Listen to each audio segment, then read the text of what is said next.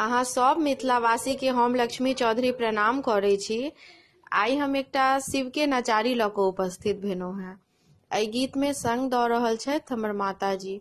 गीत नीक लागत तऽ गीत के अधिक से अधिक शेयर करब और एहि चैनल के सब्सक्राइब करब। धन्यवाद। भोलेनाथ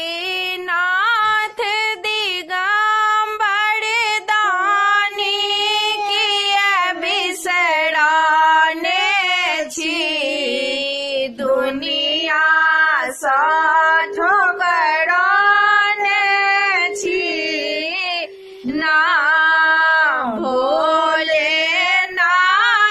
दिगंबर दानी किया बिसराने छी, दुनिया सा ठोकराने छी ना।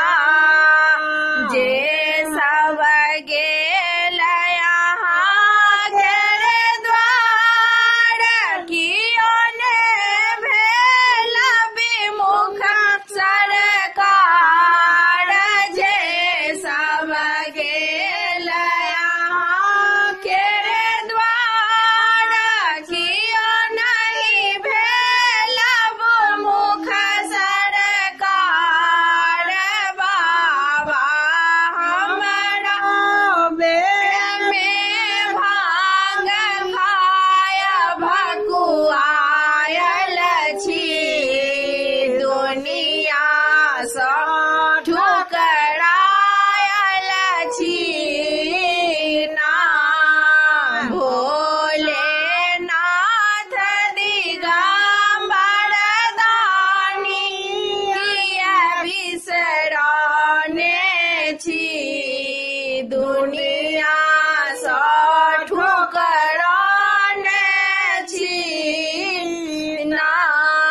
बाबा धरब यहाँ पर ध्यान, पूजब शिव शंकर भगवान। बाबा धरब यहाँ पर ध्यान, पूजब शिव शंकर भगवान।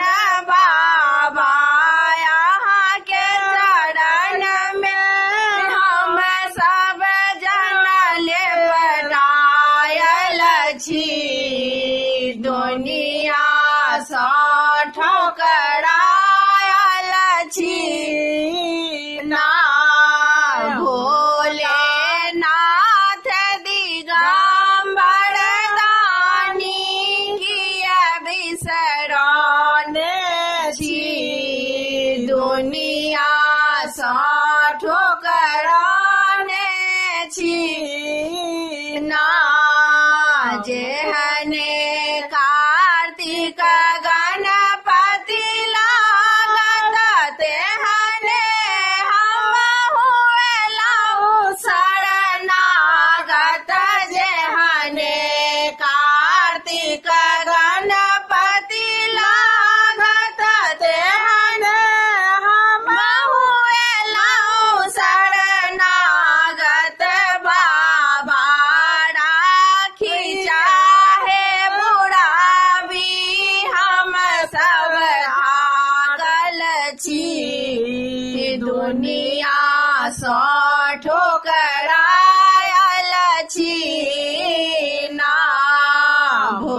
भोलेनाथ दिगंबर दानी बिसराने छी, दुनिया सा ठोकराने छी ना।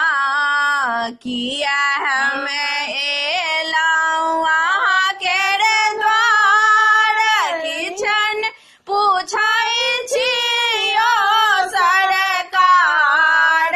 किया हम एलहुँ अहाँ केर द्वार, किछन पूछै छी ओ सरकार।